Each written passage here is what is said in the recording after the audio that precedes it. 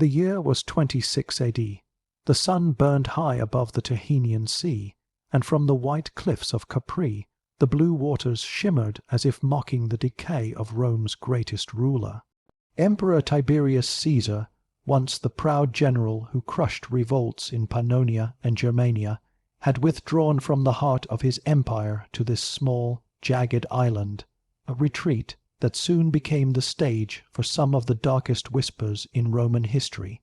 Capri, a place of breathtaking beauty, would soon be remembered not for its scenery but for the corruption, cruelty, and excess that unfolded under the shadow of imperial isolation. Tiberius's decision to abandon Rome was as shocking as it was deliberate. At 66 years old, weary of the Senate, disgusted by the endless flattery of courtiers, and haunted by political betrayals, he turned his back on the city he once ruled with iron precision. His reign had begun with hope. He was the adopted son of Augustus, the man who had rebuilt the Republic into an empire. But where Augustus had been graceful and calculating, Tiberius was severe, secretive, and increasingly paranoid. After the mysterious deaths of his heir Germanicus in 19 AD and his own son Drusus soon after, Tiberius became convinced that everyone around him plotted his fall. His retreat to Capri was not merely an escape. It was an act of self-exile that allowed him to indulge his impulses without restraint.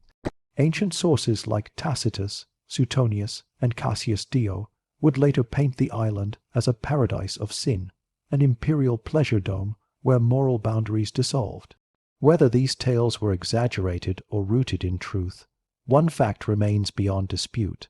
The emperor's isolation transformed him into a man far removed from the values of the Rome he once defended. At first, Capri seemed like a sanctuary. The emperor's villa, known today as Villa Jovis, was a masterpiece of Roman engineering carved into the cliffs with vast terraces overlooking the sea. From here, Tiberius could see approaching ships long before they reached the island. The courtyards were adorned with marble statues of Apollo and Venus, imported columns from Greece, and mosaic floors depicting mythic lovers and gods. Yet beneath this beauty lay a fortress of fear. Soldiers of the Praetorian Guard patrolled every path, and none could approach without permission. Even senators were made to kneel before the aging ruler, whose eyes, it was said, were as cold and unreadable as the sea that surrounded him. It was during this isolation that the emperor's reputation began to darken beyond repair. Tiberius, once known for his discipline, had grown bored with statecraft and turned to private pleasures. His trusted adviser, Lucius Aelius Sejanus, the ambitious commander of the Praetorian Guard, became his link to the capital, feeding him reports of conspiracies and traitors. Sejanus encouraged the emperor's retreat, knowing that his own power would grow unchecked in Rome's absence. For 6 years, the empire's day governance effectively passed into Sejanus's hands, while Tiberius indulged in pursuits that scandalized even the most decadent of Romans. The ancient historian Suetonius, writing nearly a century later, accused Tiberius of transforming Capri into a realm of depravity. According to him, the emperor filled the island with young boys and girls, trained to perform acts of lust for his amusement. Some of these accounts may have been exaggerated by political enemies seeking to stain his legacy. Yet their consistency across multiple Roman sources suggests that the emperor's conduct was indeed extreme by contemporary standards. The boys, known in Roman slang as minnows, were said to be taught to swim between his legs in the pools of Villa Jovis, while others were made to serve at banquets in ways that blurred the line between servitude and violation. To understand the full horror of what unfolded, one must understand Roman power. The emperor was not merely a ruler, he was the living embodiment of the gods on earth. Every whim, every cruelty was law. When a man like Tiberius, burdened by paranoia and surrounded by sycophants, was given absolute control over hundreds of lives, the result was bound to be monstrous. Capri became his empire in miniature, a world where no voice dared say no. And where the emperor's loneliness curdled into obsession, the island's isolation made it ideal for secrecy. The cliffs were sheer, and guards ensured that no messenger or servant left without strict inspection. The emperor's private chambers were built deep within the villa complex, accessible only by hidden corridors. Archaeological excavations of Villa Jovis have revealed rooms that once contained elaborate water systems, baths, and private grottos, spaces that, according to Roman gossip, hosted the emperor's nightly entertainments. At times, Tiberius reportedly invited foreign guests or favored senators to witness these spectacles, as if daring them to question his authority. None ever did. Meanwhile, in Rome, rumors spread like wildfire. The Senate, deprived of direct contact with the emperor, relied on Sejanus's reports. Citizens whispered of murders disguised as accidents, of exiles ordered on vague charges, and of entire families wiped out for offences no one dared to name. Those who had once praised Tiberius now feared him as a tyrant. Yet despite the growing unrest, the emperor seemed oblivious, or perhaps indifferent. In the rare letters he sent from Capri, preserved in fragments by historians, Tiberius's tone was detached and formal. He spoke of the empire as if it were a distant province, governed by logic alone. But behind the stoic language lay a man unraveling. Pliny the Elder would later write that the emperor, in his final years, sought in others the innocence he had lost in himself. That pursuit, Pliny implied, took a form that Rome could never forgive. As the years passed, Capri ceased to be a place of retreat and became instead a symbol of corruption. The island's once pure reputation, its rocky beauty, its views of Naples and Sorrento, was forever linked to imperial depravity. Senators and citizens alike began referring to it as the island of goat lust, an insult drawn from the mountain goats that wandered freely there and the god Pan, whose half-beast form mirrored the emperor's supposed excesses. By 31 AD, Tiberius had lived on Capri for 5 years. His rule from exile had turned the empire into a network of spies and informants. Sejanus's power was unmatched. His statues were raised in public squares beside those of the emperor himself. And yet, the same paranoia that had driven Tiberius to Capri was about to consume the man who had enabled it. The peace of the island would soon give way to blood. By 31 AD, the Roman world was in the grip of unseen terror. The emperor, sealed off on Capri, ruled through letters and secret orders carried by sea to Rome. The praetorian prefect, Lucius Aelius Sejanus, had become the most powerful man in the empire after Tiberius himself. Senators bowed before his statue, and commoners shouted his name in the forum.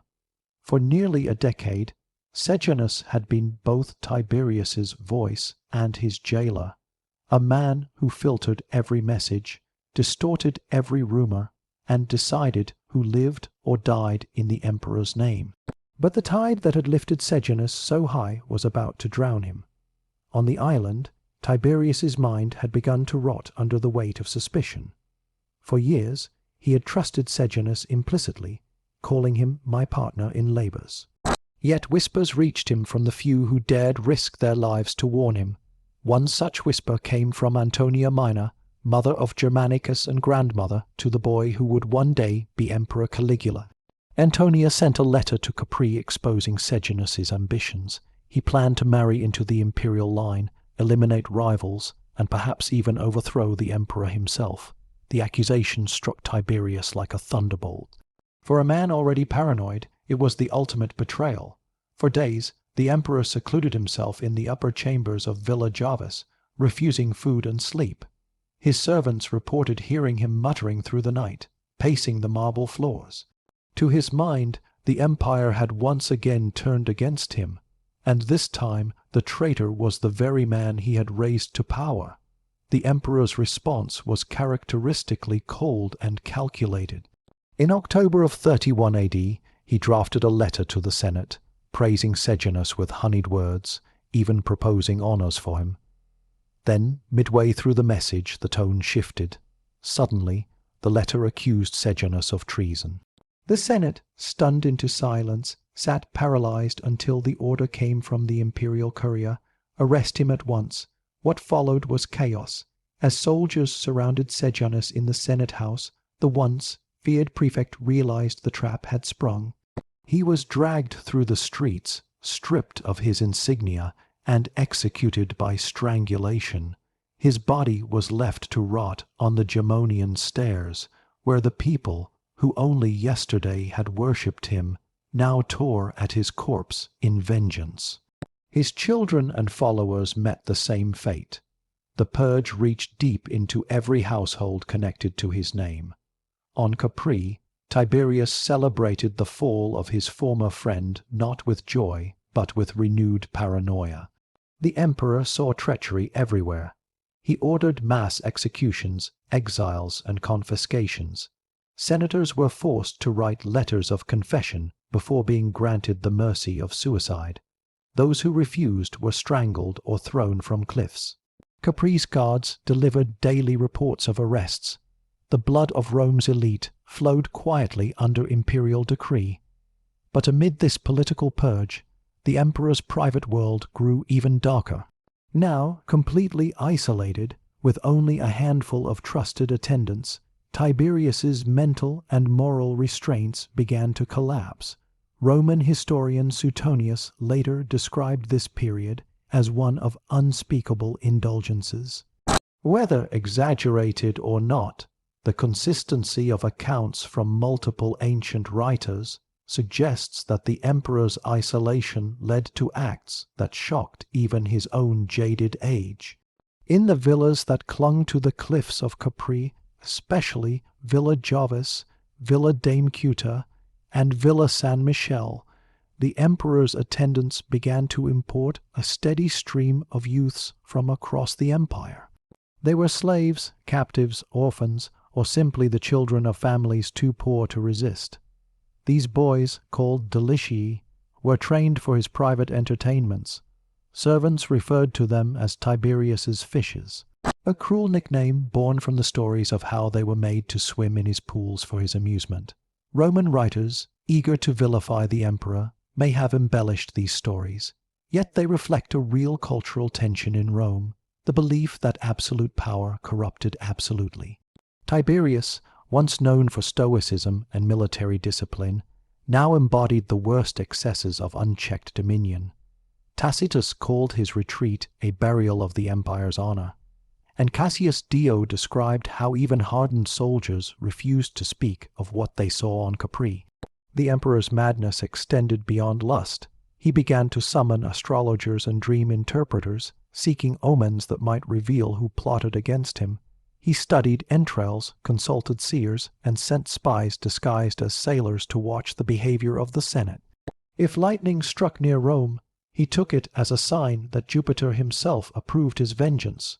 When earthquakes shook the island, he ordered sacrifices to appease Neptune.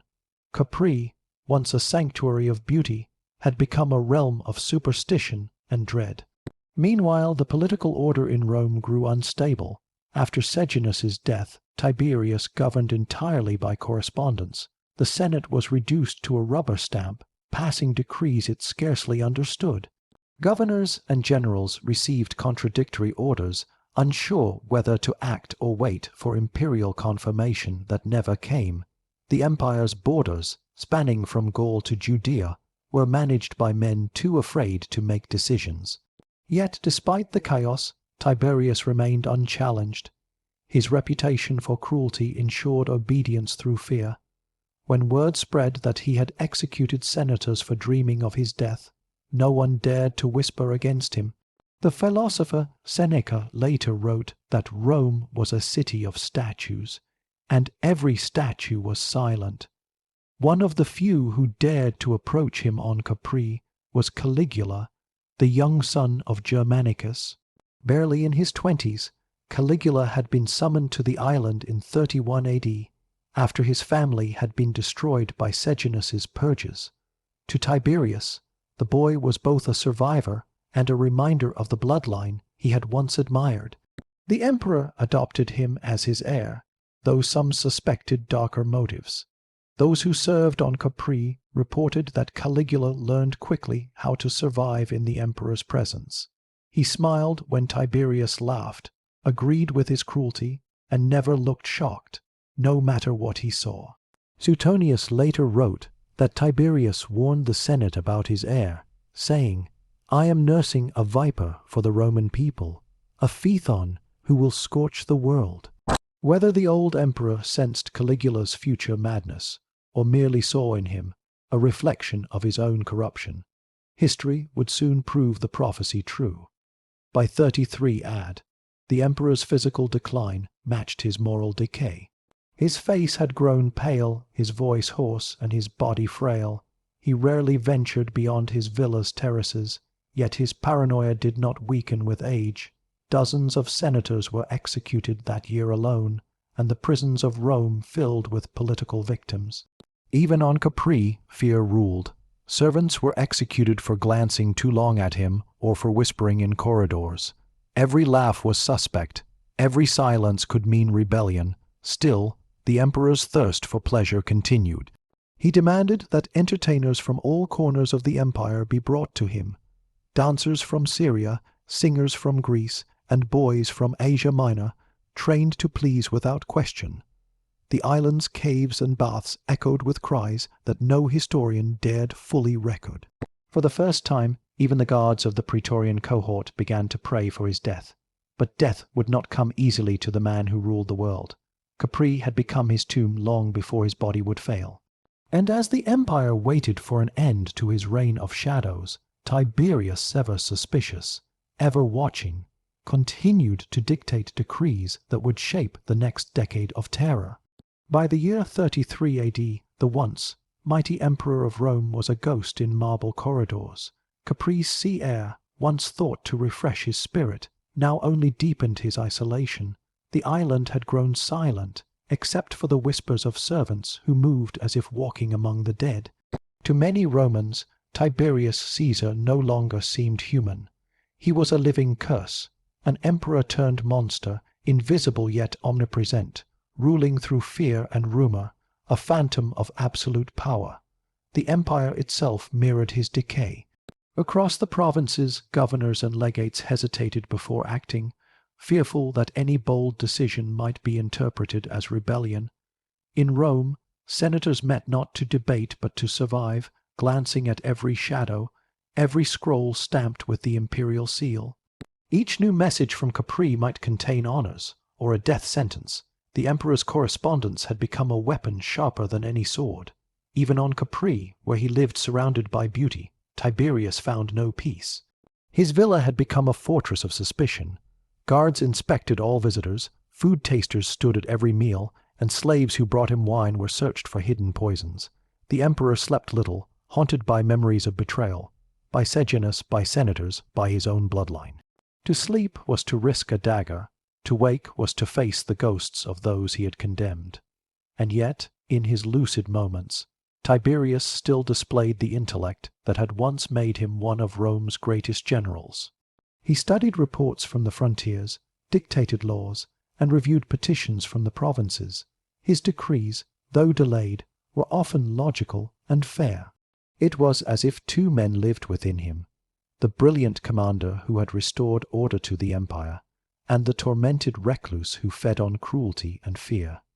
In the privacy of Villa Jovis, however, the darker man always prevailed. The villas of Capri had become theatres of imperial vice. Suetonius wrote that the emperor surrounded himself with companies of boys and girls who performed acts too shameful to name. Some were victims of imperial whims, others were slaves trained since childhood to serve.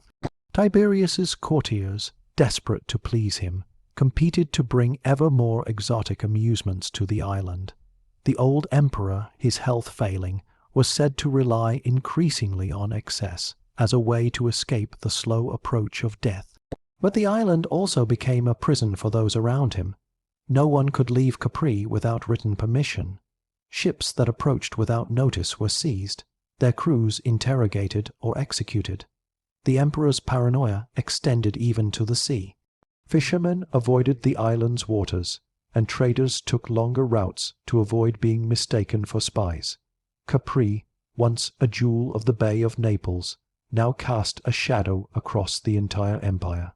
Among the few who remained in his company were two figures who would shape the empire's future: Naevius Sutorius Macro, the new commander of the Praetorian Guard, and the young Gaius Caesar, better known as Caligula. Macro had replaced Sejanus after his fall, and his loyalty to Tiberius was absolute, at least in appearance. Yet even he understood that the emperor's days were numbered, and that proximity to power could mean death as easily as promotion. Caligula, on the other hand, had mastered the art of survival. Since arriving on Capri, he had endured the emperor's unpredictable moods, his bursts of affection and cruelty alike. The young man smiled, obeyed, and flattered. He became, as one courtier remarked, a mirror that reflected Tiberius's madness. He learned the ways of fear, of silence, of manipulation.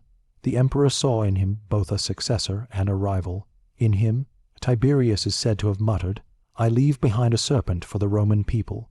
In 35 AD, Tiberius fell gravely ill. His strength had begun to wane, and his physicians whispered of a wasting sickness. Rumors spread that he had been poisoned, though none dared name the culprit.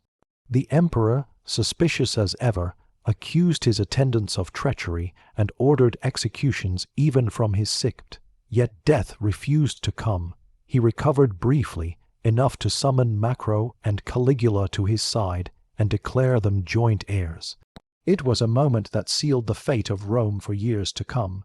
Caligula, outwardly devoted, played the role of the grieving grandson to perfection. He cared for the emperor, attended his meals, and obeyed every command.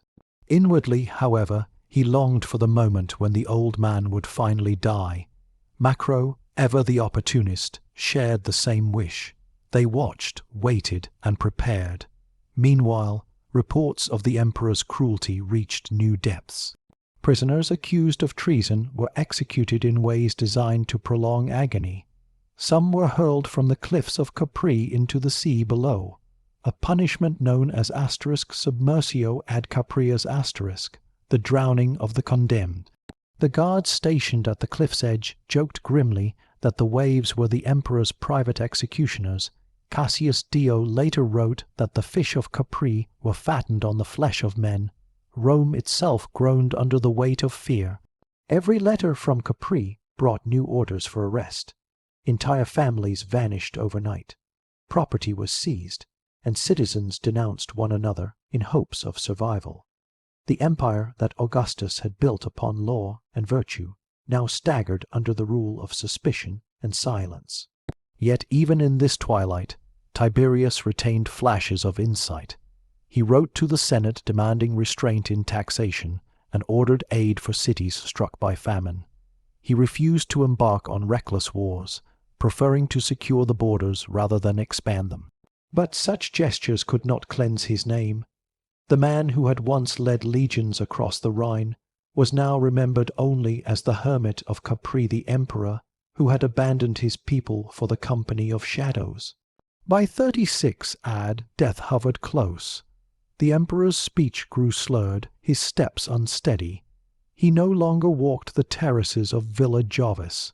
Instead, he sat for hours gazing toward the distant haze of the mainland, as if trying to remember what Rome had once felt like.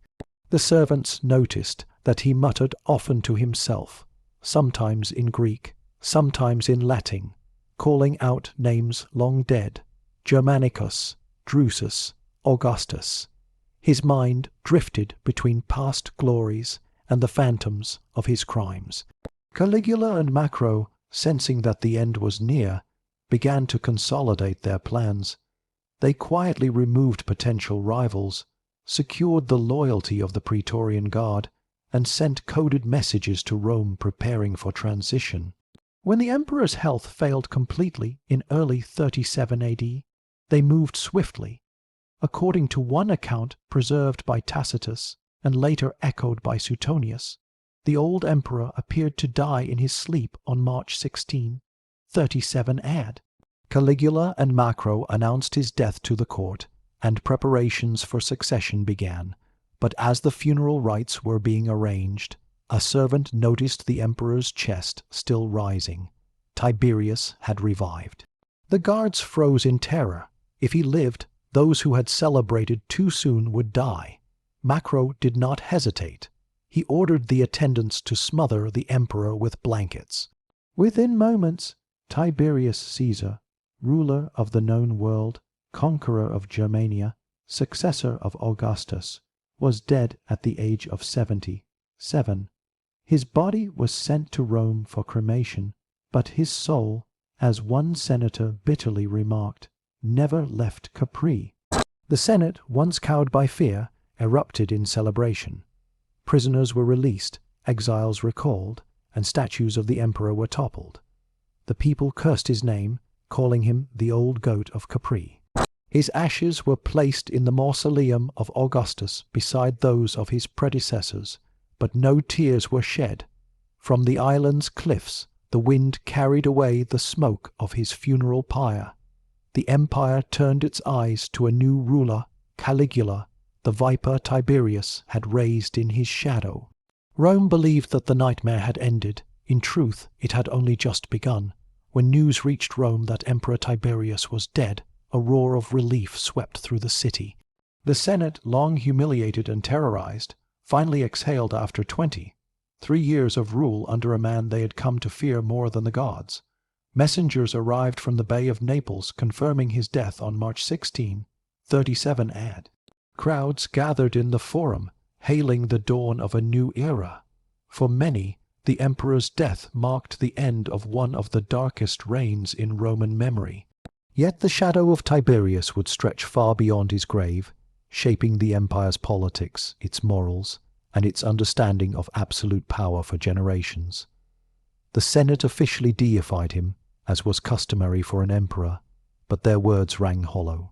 The same men who proclaimed him divine whispered curses beneath their breath. In private correspondence preserved by later historians, senators described him as the gloom that smothered Rome. Even as his ashes rested beside Augustus in the mausoleum, few dared to speak his name without disdain. The man who had once saved the empire from rebellion had become its symbol of moral decay. For Caligula, his young successor, the moment was triumphant. At just 24 years old, Gaius Julius Caesar Augustus Germanicus, known to the soldiers as Caligula, the little boot, was now master of the Roman world. His first act was to reverse much of Tiberius's cruelty. He freed political prisoners, recalled exiles, and promised to restore liberty to the Senate. Rome erupted in celebration. Statues of Caligula were raised throughout the city, and the people hailed him as a god reborn. But beneath the euphoria lingered the lessons of Capri. Caligula had grown to adulthood in the emperor's shadow, learning how fear ruled men more effectively than law. He had seen what unchecked power could do, and what it could get away with. The boy who had survived Tiberius's madness would, in time, become an even darker reflection of it. Suetonius later wrote that in every act of Caligula, the ghost of Tiberius walked beside him. The island of Capri, once the emperor's refuge, would forever be remembered as the birthplace of imperial corruption. In the years following Tiberius's death, his reputation declined further. Historians of the early empire Tacitus, Suetonius, and Cassius Dio preserved accounts that mingled truth and scandal, building an image of a man who embodied the rot of absolute authority. Some accused him of unspeakable crimes.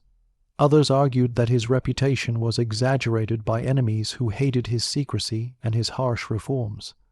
But even those who tried to defend his administration could not deny the darkness of his private life.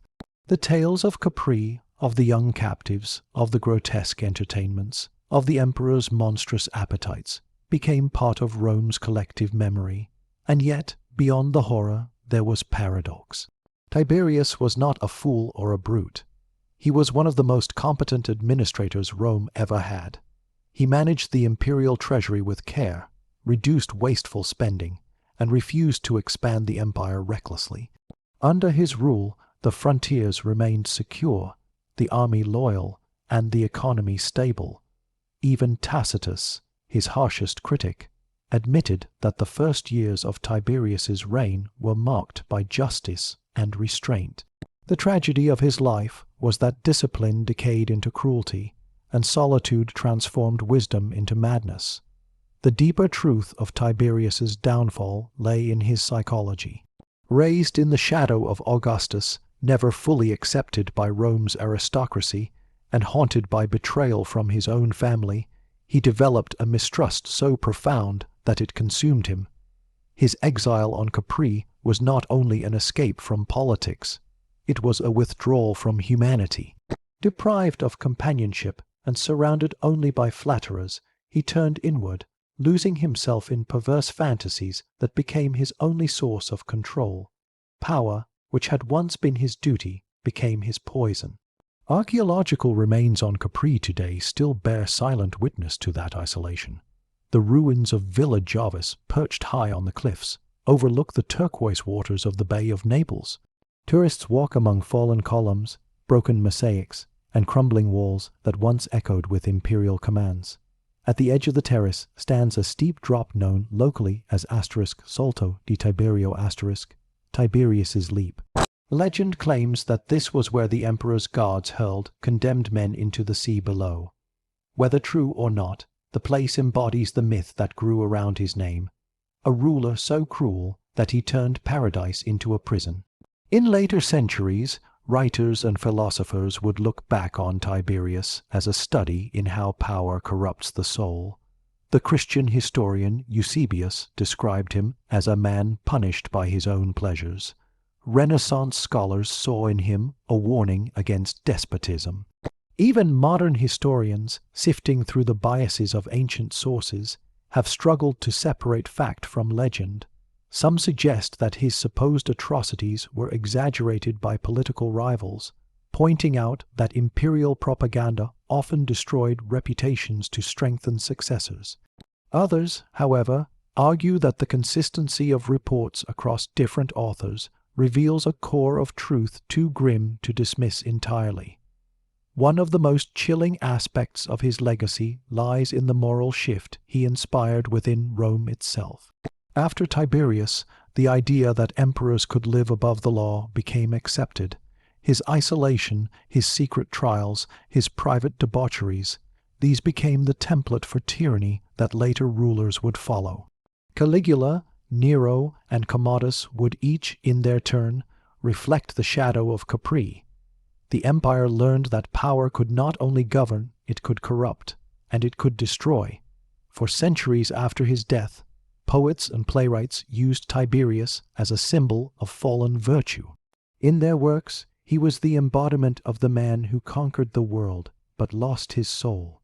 The island that once echoed with laughter now lived on in verses as the Isle of Sorrows. The ruins of Villa Jovis became a monument to the danger of isolation and indulgence, a place where ambition ended in madness. Yet, in a strange twist of history, Tiberius's system of governance endured. The bureaucratic reforms he established laid the foundation for the stability of the empire long after his death. His careful management of finances allowed Rome to thrive under later emperors. His refusal to overextend the legions preserved peace along the Rhine and Danube for decades. Even as Rome cursed his name, it continued to benefit from his policies. Thus, Tiberius stands as one of history's cruelest ironies, a ruler both competent and corrupted, visionary and vile. He was the general who conquered Germania but could not conquer his own desires, the emperor who secured Rome's borders but lost its heart. His story endures because it reveals a truth that transcends time, that power, once absolute, can strip away humanity until only the shadow remains. In the centuries that followed, Capri remained haunted by his legend. Fishermen spoke of strange cries echoing from the cliffs on stormy nights, as if the ghosts of the emperor's victims still pleaded for justice. Travelers who visited the ruins claimed to feel an eerie stillness, a chill in the wind that whispered his name. And though the marble of his villas crumbled, the myth of Tiberius, dark, lonely, and damned, never faded. History remembers many emperors who conquered lands, built cities, and ruled with splendor. But Tiberius Caesar, the man who fled the capital to indulge his darkest impulses, remains a warning carved in stone that the greatest empires fall not from invasion, but from rot within.